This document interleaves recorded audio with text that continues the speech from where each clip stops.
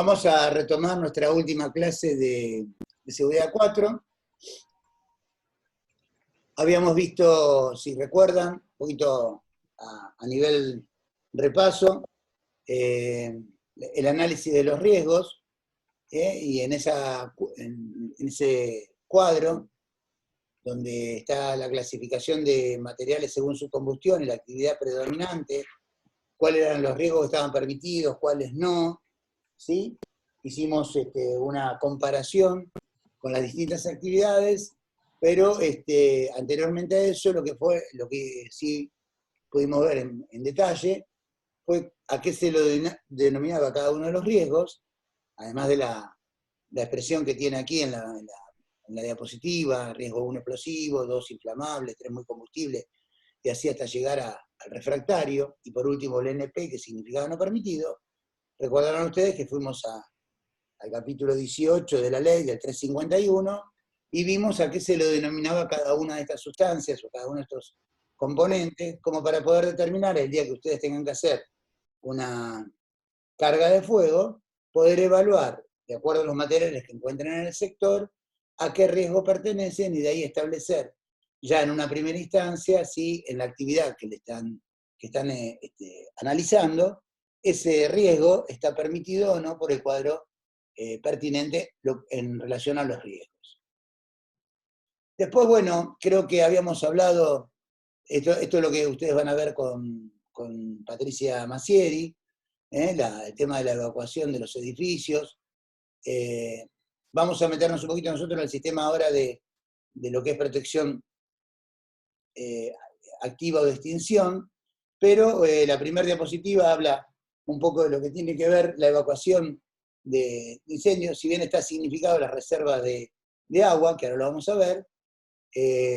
Refería a esta diapositiva, ¿no? Donde decía que siempre tiene que haber un grupo entrenado para actuar. Profe, ¿Sí? ¿Qué? disculpe que lo interrumpa, ahí Florencia está queriendo entrar. Ajá, fantástico, gracias por avisar. No, de nada. Bueno, como les decía entonces,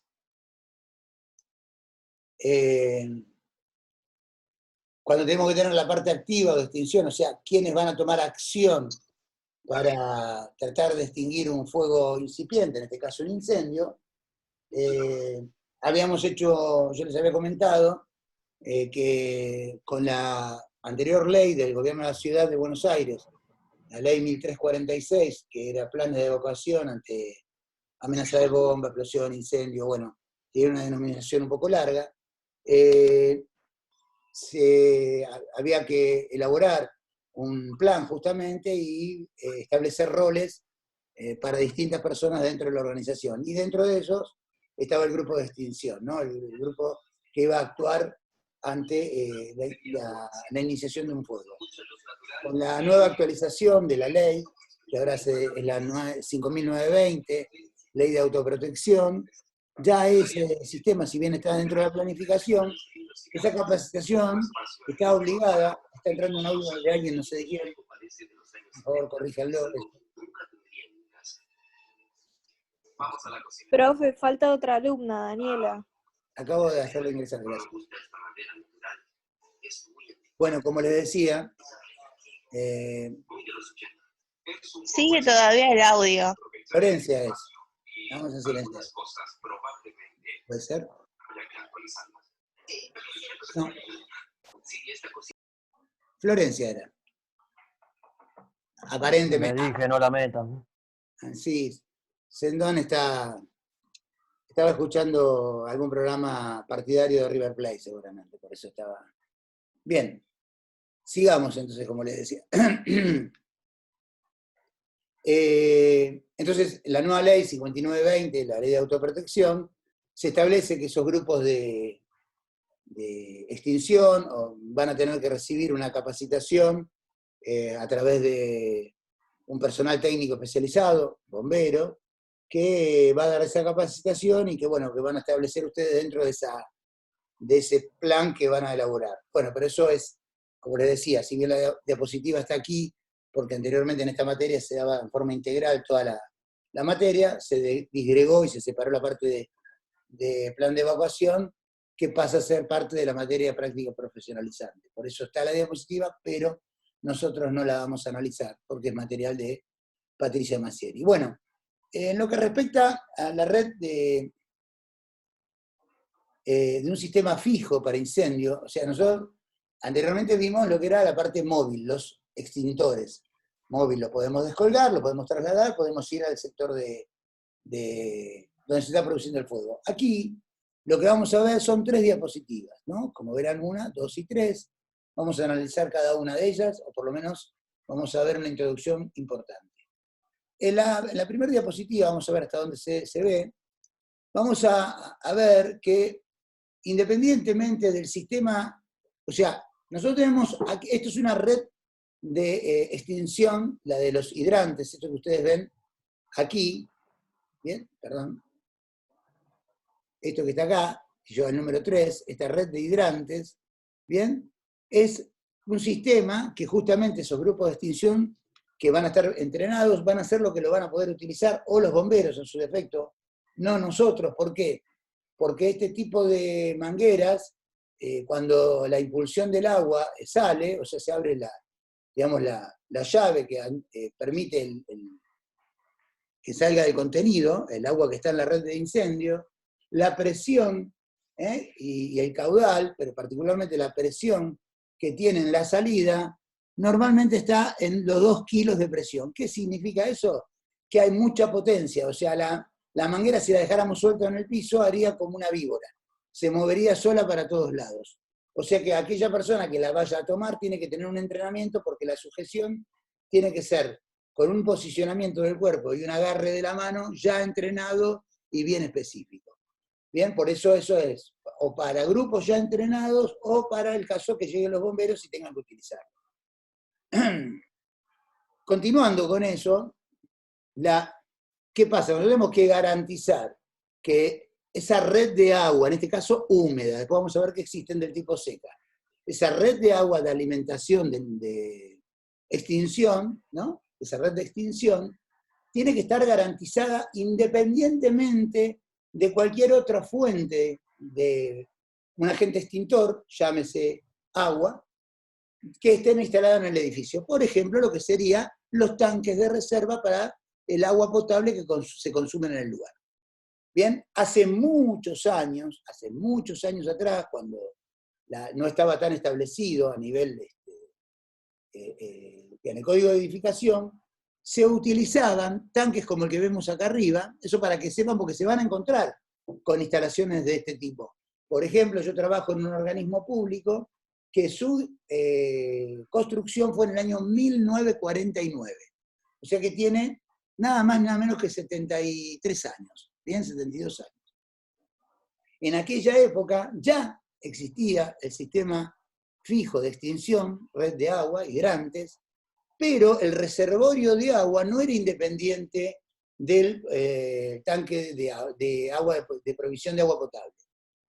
La técnica que se usaba en ese momento, por eso digo, se pueden llegar a encontrar con esto, es que la totalidad del tanque tenía una capacidad, o tiene una capacidad determinada, y solo se podía utilizar para provisión de agua potable el 75% o 70% de la capacidad total, tomando en cuenta desde un punto intermedio, digamos, un punto base, hacia la superficie. Quiere decir que la toma de agua estaba a ese nivel del tanque. Por debajo de esa toma de agua queda el 25-30% restante, que tiene otra toma de agua distinta, que es la que siempre se guarda para el caso de tener que usarlo como medio de extinción. ¿Por qué esa característica?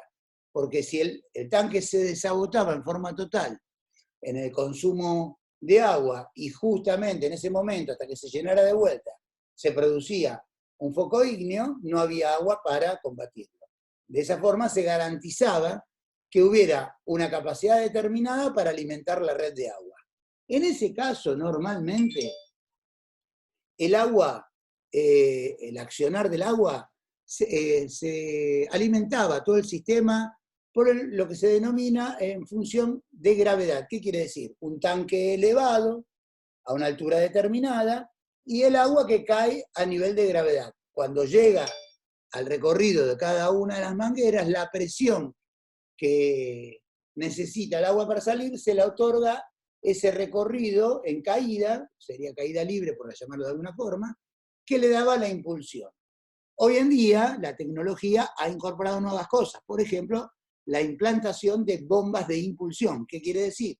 Que a nivel de salida de agua hay una bomba que presuriza, ¿bien? La cañería envía el agua con más presión, entonces ya nos garantizamos que en la salida no esté en juego la parte solo de la gravedad, sino el accionar de ese medio mecánico. Bien, bueno, como verán, de acuerdo al cálculo, que no es un cálculo que hagamos nosotros, porque para los sistemas es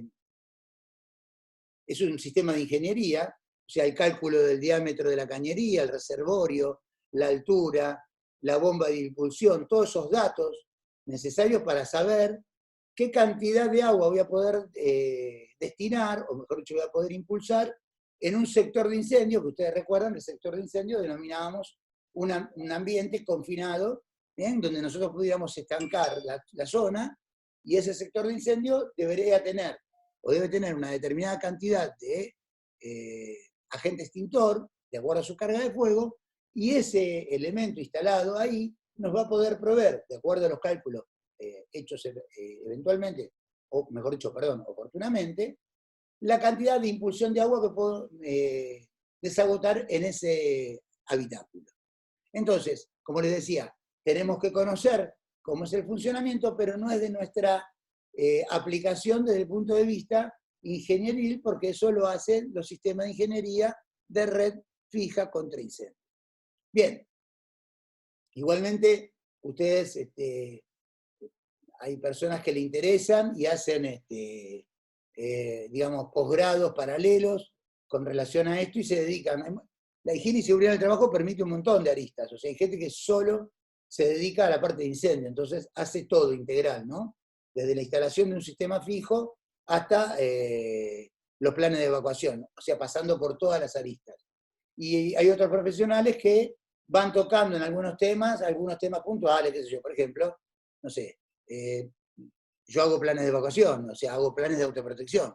Solo del nicho de incendio tomo una parte, nada más para trabajar. Y en la parte de riesgos laborales quizás no hago la parte de ergonomía, pero sí me dedico a hacer la parte de iluminación, o de ruido, de vibraciones. Bien, cada uno tiene un abanico posible, porque en realidad manejar todo 100% bien resulta difícil, pero hay personas que, como les decía, se toman una sola actividad y le ponen toda la energía en eso. Pero bueno, eso será para conversar un poco más adelante cuando ya estén cerca del final de la carrera. Bien, entonces, ustedes verán que aquí están identificados cada uno de los elementos. En la margen izquierda tenemos desde el 1 hasta el 11, nos toma cada uno a qué refiere cada indicación. Bien, y entonces, bueno, tenemos en el número 1, que está aquí abajo, ahí, ¿bien? Boca de impulsión y toma para bomberos, o sea, hay una red de agua en las instalaciones nuevas donde está calculado y ya preparado y previsto una boca con el ensamble exacto, el tipo llaman, esas bocas se llaman tipo teatro, esas llaves de impulsión, donde los bomberos conectan la manguera y de esa red de agua que tienen ahí, que es pura y exclusivamente para la lucha contra el fuego, toman ellos la cantidad de agua necesaria y a través del autobomba, este vehículo que tienen ahí, que tienen justamente una bomba de impulsión, generan con ese caudal de agua la presión suficiente para alcanzar fuerza, distancia y intensidad. Después tenemos, en el punto 2, lo que tenemos acá, lo que se denomina hidrante. Quiero ver si puedo, a ver si nos permite, no, estaba al máximo. En el punto 2 tenemos el hidrante, que es esa manguera, ustedes lo tienen visto en el Instituto de Yerbal, ¿bien? Donde, como les decía, a través del sistema de alimentación, de un tanque elevado o con una bomba impulsora, se alimenta de esa línea de extinción húmeda para poder extinguir un fuego. El 3 y el 4 identifican algo que ya teníamos visto, los tipos de extintores. En este caso menciona 3 tipos, perdón, porque inclusive está el 5. Son las 3 características, digamos, más importantes que vimos de extintores. El tipo ABC, que ustedes recordarán, que es de polvo químico. Bien, el 4, que refiere a extintores a base de agua. Bien, y el último, que es el de tipo BC o CO2, que se usa para instalaciones de qué tipo, Nicolás. Para eléctricos. Muy bien. ¿Y el tipo ABC dónde lo puedo utilizar, Melina?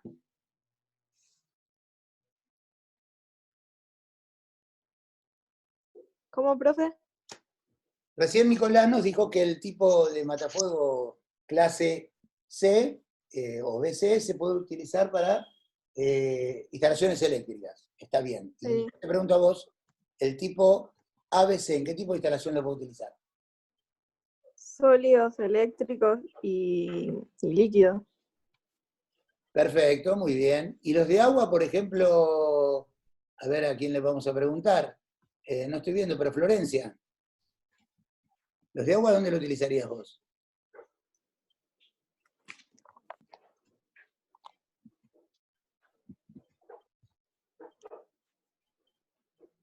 Bueno, ¿quién le quiere dar una mano a Florencia? No, profe, capaz que no tiene conectado el audio. Ah, bueno, dale. ¿El A es? La A. ¿La A?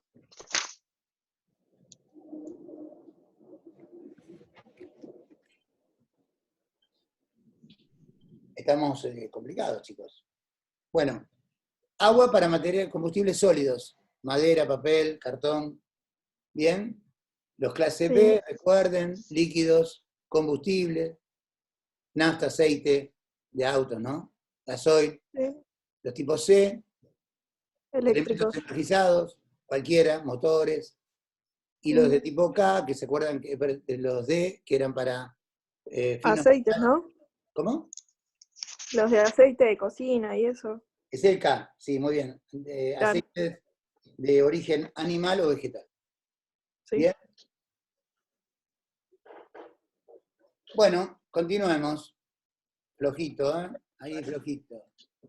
El punto 6 nos refiere dentro de la gráfica, aquí, lo que tiene que ver con la zona de seguridad, salida de emergencia, señalética y salida. Eso lo van a ver profundamente, como les decía, con Patricia, porque es la zona de evacuación. El número 8, un plan de evacuación, que también lo van a ver con ella. Bien, vamos a ubicarlo, acá están, ¿lo ven? Planteado en el ingreso, en este caso, de una de las áreas del edificio.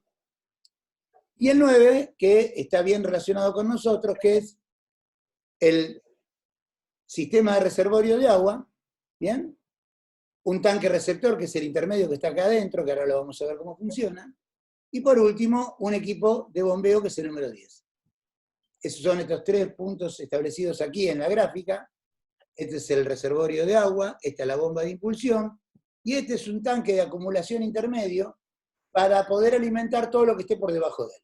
¿Bien? O sea, que el principal, a través de su bomba de impulsión, alimenta todo el sistema hasta llegar a ese tanque e inclusive llena ese tanque con agua. Y una vez que tengo ese tanque con agua, puedo seguir haciendo, ya sí por gravedad, porque son los pisos inferiores, lo que es la alimentación de los últimos o de los primeros pisos del edificio. Bien. Profe, esto se aplica a fábricas y todo, ¿no? Sí, señor, para cualquier o sea, no es que tenga una sola aplicación horizontal, también puede ser del tipo vertical. Vertical, no solamente para vertical, sino también en forma horizontal. Porque como hay ¿Se respeta generalmente esto? ¿Cómo? ¿Se respeta esto generalmente? Bueno, la verdad nunca vi, por eso. Bueno, a partir de,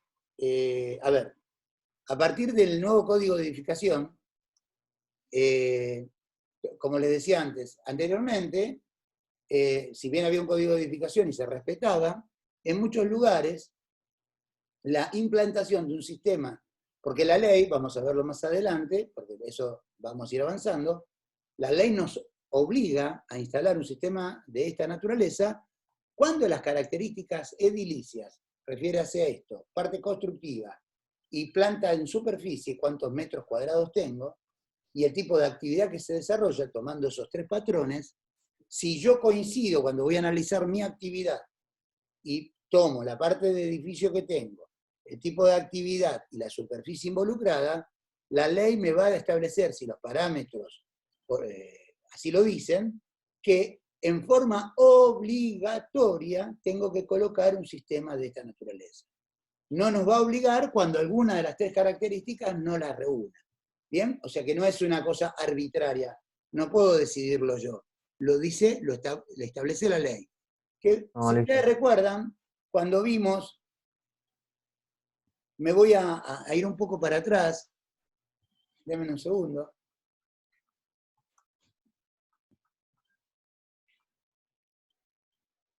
Básicamente me parece que está casi al principio, pero bueno, no importa, ya volvemos. Sí, porque están los riesgos, y esto tiene que ser así. Un segundo. Como no lo abrí con el PowerPoint, no me permite buscar la diapositiva, tengo que ir así. Un poco sistema medio arcaico, pero bueno, yo voy a llegar. Pero es importante que lo veamos, aunque demoremos un segundito, porque ahí van a entender a qué me estoy refiriendo cuando hablo de esto de la protección que la ley nos obliga. Acá está, esto es lo que yo quería ver. Bien, ustedes recuerdan que en un momento vimos el cuadro de protección contra incendio, lo buscaron en la ley ustedes, ¿sí? ¿Se acuerdan de esta Sí. parte? Está en la ley, en la parte de protección contra incendio. Entonces, ya aquí, este cuadro es el que nos va a indicar lo que tenemos que colocar nosotros en esa actividad. Fíjense que hay una que dice construcción y extinción. ¿Ven que tiene dos columnas bien grandes, bien marcadas? En la parte de extinción, según el tipo de E que le corresponda, E1, E2, E3, que después vamos a aprender cómo se llega a esa determinación, en los casos que ese tipo de extinción mencionan en la ley, que es obligatorio instalar un sistema fijo contra incendio, ahí vamos a tener que sí o sí recomendar la instalación de un sistema y deberá hacerse el cálculo pertinente. Como verán, no es arbitrario ni subjetivo, bien objetivo. Está establecido en la ley de acuerdo a la actividad, el riesgo presente en el lugar, la parte constructiva, después vamos a ver la situación, que es un tema también aparte, la parte constructiva, y eso nos va a determinar el nivel de extinción que vamos a tener instalado. ¿Bien? Eso lo vamos a practicar bastante a partir de que hagamos carga de fuego. ¿Bien? O sea, hay bastante para hacer aquí. Bueno, O sea, por ejemplo, si a un edificio le tenemos que poner hidrante, de eso nos encargamos nosotros también. no de hacer la instalación, sino la recomendación. No, obvio. La ley te va a establecer, cuando hagas la carga de fuego, te va a decir que de acuerdo a la superficie del local, la parte constructiva y la actividad que se desarrolla, debería existir instalado un sistema fijo de incendio. Y si no está, vas a tener que hacer la recomendación. Vos no le vas a decir qué capacidad operativa tiene que tener. Vos le vas a decir cuál es el potencial extintor que se debería colocar y a nivel de ingeniería van a resolver. ¿Sí? Ah, listo. Sí, sí. Bueno, fantástico. Entonces, continuando con lo que estábamos viendo recién, vamos a ir al otro tipo de sistema, cañería seca. Tiene la misma función que la que mencionábamos recién. La diferencia entre la húmeda y la seca lo dice la palabra. La húmeda está constantemente con agua en su interior. O sea, hasta la boca, vamos a volver a la anterior, hasta la boca de impulsión, digamos, hasta el final de la manguera, donde está la llave, hay agua en toda la cañería. O sea que con el solo hecho de abrir la llave, ya empieza a circular agua, tal cual lo hacen ustedes con la canilla de su casa. ¿Bien? Abren la canilla y sale inmediatamente agua. En la cañería de nivel seca, de extinción seca, en la cañería no hay presencia de agua en todo su recorrido. La única explicación que tiene por el porqué es que hay en zonas que se puede dar en el sur de nuestro país, se puede dar en lugares donde el frío es intenso en el invierno, si hubiera agua en algún recorrido, por las bajas temperaturas, perdón, ese agua se podría congelar. A mí me ha pasado, estando de vacaciones en un lugar, no era en el sur, era en Córdoba, pero estaba muy cerca de una sierra, la cabaña donde estaba habitando, y a la mañana quise sacar agua para llenar la pala y no había agua. Y pensé que se había cortado el agua, bien porteño mi razonamiento, ¿no? Entonces dije, qué macana, se cortó el agua, no hay alimentación de agua. Y bueno, después de un tiempo de consultar con los propietarios, me dijeron, no, lo que pasó es que tuvimos una falla en la aislación del caño exterior y se congeló el agua. En toda la noche se había congelado y había un bloque de hielo dentro de la cañería. Imagínense esa situación para extinguir un incendio, ¿no? Vamos a esperar que se derrita el agua de la cañería. Por ende, se las alimenta, o sea, se las denomina seca, no hay circulación de agua por las bajas temperaturas, y hay un sistema similar al anterior, en lo que respecta a un tanque de alimentación, con un corte a la altura de la bomba de impulsión, que cuando se abre todo el resto de la cañería tiene un gas, ¿bien? Se llama nebulizado, gas nebulizado, quiere decir que es un gas que está ahí adentro, que al ser liberado, abre una válvula que está en la bomba de impulsión y empieza a correr el agua. Bien, y a partir de ese momento tenemos el mismo sistema que el anterior. ¿Sí? Después, como verán, tiene menos, en este caso, menos identificaciones, porque tenemos la red, o sea, la boca de incendio de los bomberos, los 3 tipos de extintores instalados, y por último, el hidrante y la manguera. ¿Bien? Y ahora vamos a hablar del sistema de rociadores, que también van a estar conectados a este sistema fijo de extinción, puede ser húmedo o seco, en cualquiera de los 2 casos, pero la particularidad que tiene, su obligatoriedad, también está establecido en la ley, como recién les había explicado, les había mostrado. ¿Hay alguien que quiere entrar? Un segundito, por favor. Bien. Profe, Sí. Hola. le quiero hacer una consulta. Dígame, señora. Yo tenía entendido que la cañería seca se alimentaba a través del tanque, del camión, digamos, de los bomberos. No sabía de este gas nebulizado. Sí. ¿Cómo se coloca este gas? ¿Esto va en el tanque, digamos? ¿En el reservorio está dentro de la cañería de agua? Sí, está dentro, cualquiera de las 2 funciones, esa que vos mencionás también es posible, porque, a ver, hay sistemas que, por ejemplo, a veces el reservorio de agua no se puede establecer de forma suficiente, y los bomberos, a través de esa boca exterior y de su autobomba, como vemos aquí, conectan a la toma de la red seca y alimentan esa red seca. Eso porque ya los bomberos llegaron al lugar, pero ya no hay ahí una acción inmediata, sino es una acción posterior. El sistema de red seca que te mencionaba antes establece que sí hay un reservorio de agua y que va a ser alimentado de esa forma. Mira, vamos a buscar aquí, te voy a poner para que lo veas.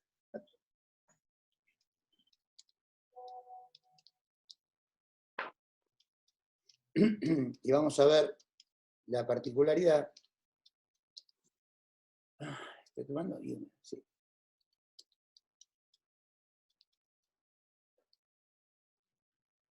Vamos a ver, revisión seca y húmeda.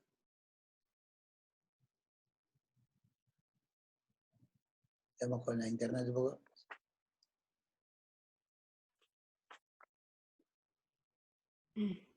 Bueno, acá tenemos tubería seca, no sé si lo alcanzan a ver si puedo ampliar un poquito la... Ahí está. Los sistemas de tubería seca funcionan de manera similar a los de tubería húmeda, pero en este caso el agua se mantiene en el lado de la bomba mediante una válvula cerrada. En su lugar, las tuberías se llenan con aire comprimido y se controlan. Una caída de la presión indica que se ha roto un bulbo del nebulizador, que está justamente lo que vamos a ver ahora, que es los Spinger o... ¿mirá? Ay, se me fue el nombre de la cabeza. Rociadores. Rociadores, gracias, muy amable. Habíamos quedado. A continuación el agua se libera y se descarga a través del nebulizador activado. Los sistemas de tubería seca habitualmente se utilizan en espacios donde se puede producir la congelación. Sí, señorita. No, no me quedó claro. ¿Dónde está este bulbo? Este bulbo es el que vamos a ver ahora, mira, Pero el rociador. no en todas las tuberías, bueno, pero no en todas las instalaciones secas hay rociadores.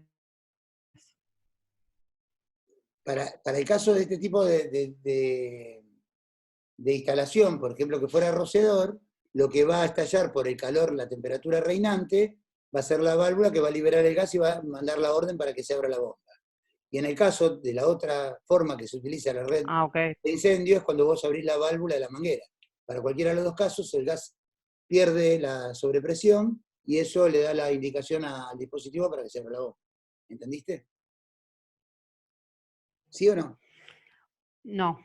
O Bueno, sea, en vamos una cañería seca o tengo rociadores no, o los bomberos se no. conectan.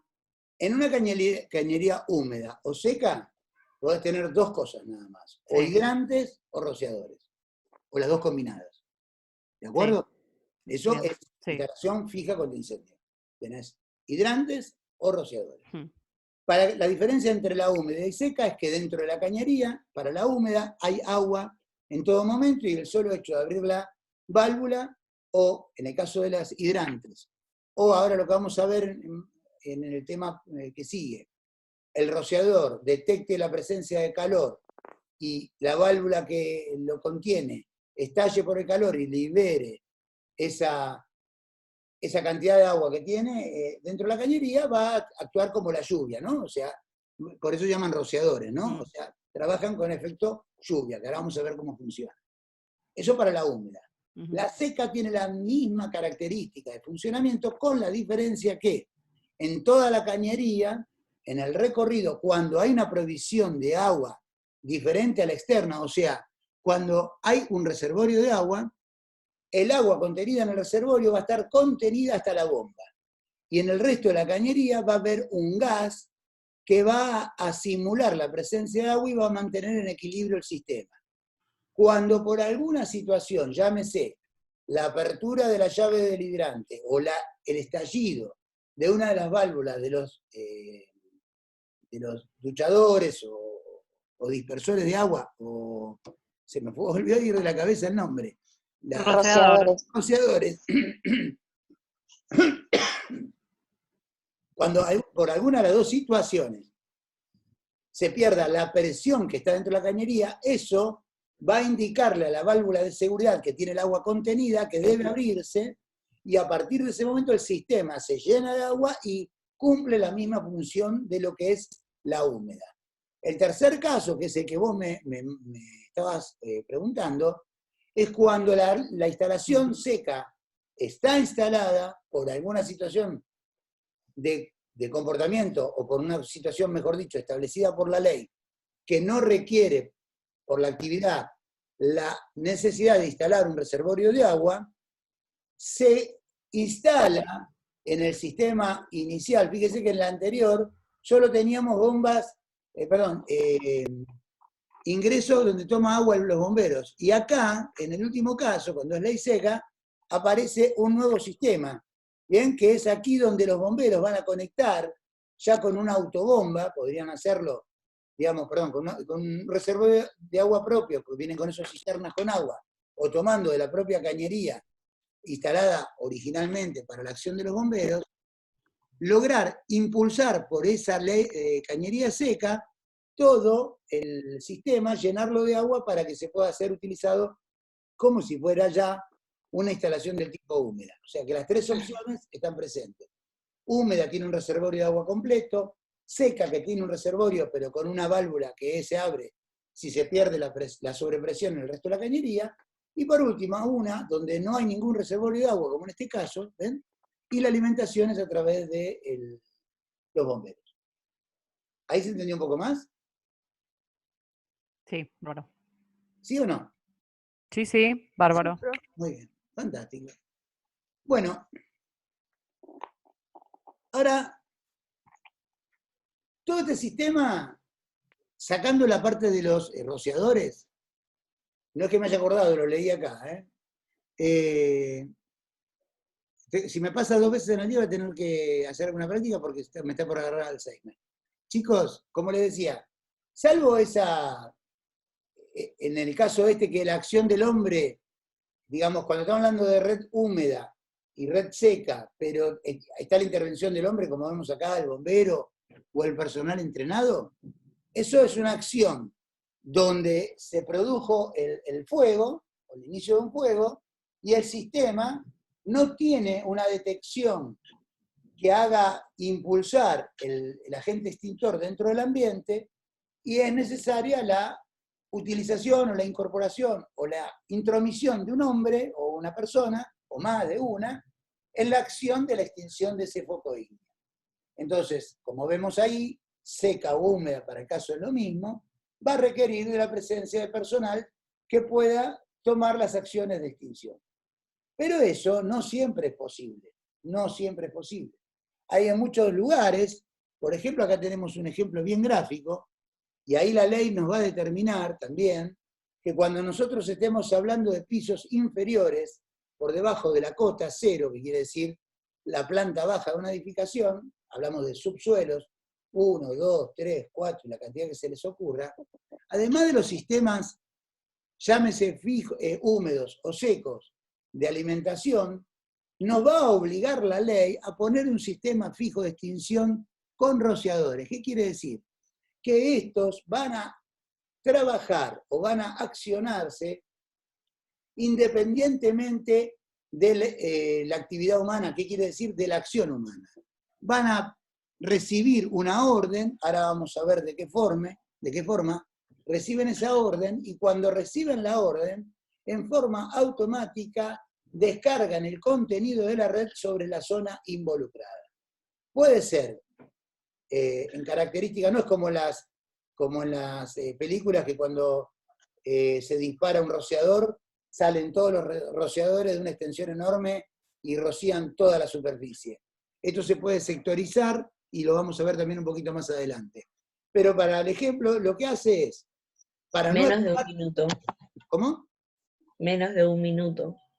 Claro. Lo que va a hacer es, una vez recibida la orden, que puede ser, y mayormente es por temperatura, ustedes recuerdan que cuando vimos inicialmente cómo se comportaba el fuego, el calor y los vapores, siempre que un fuego se origina en la superficie, se eleva hacia la superficie mayor que de capacidad del lugar, por eso los rociadores se ponen en el techo, porque su válvula de disparo tiene que estar en una condición donde el calor llegue de la forma más rápida, y lo primero que hace el calor es subir. Una vez que ese termómetro, válvula, recibe la temperatura acorde, que lo sensibiliza y lo hace estallar, ese dispositivo lo que hace es la